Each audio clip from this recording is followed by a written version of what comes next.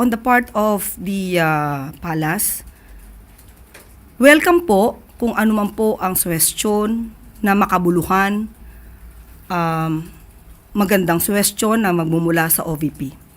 Hindi po ito tinatanggihan at hindi po sinasara ng Pangulo ang pintuan sa Vice Presidente. Lahat po ng maaari ang suhestyon na makabuluhan ay tatanggapin po yan kung ito naman po ay makakatulong sa taong bayan.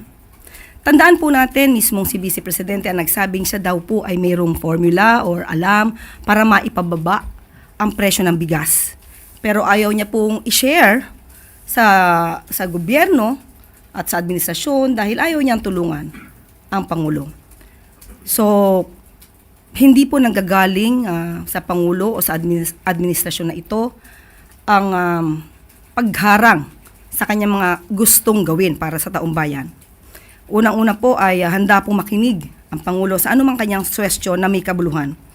Patungkol naman po yata sa budget, hindi naman po humahadlang ang administrasyon na ito kung siya man po ay naghumihingi ng mas mataas na budget. Tandaan po natin, kahit po ang DBM, binigyan po siya at pinataas po ito sa original na or initial proposed budget nila for 2026.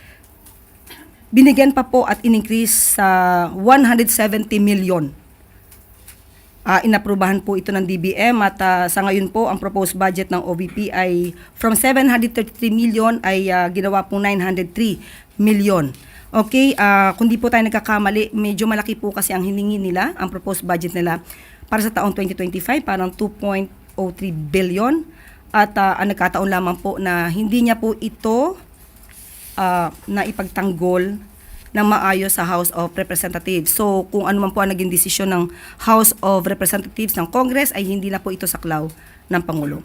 Mas mabuti po siguro kung mas nais niya po na mas malaking budget bilang katulad ng isang estudyante, kung meron kayong thesis na gusto idepensa po niyo na maayos para po kayo mapagbigyan.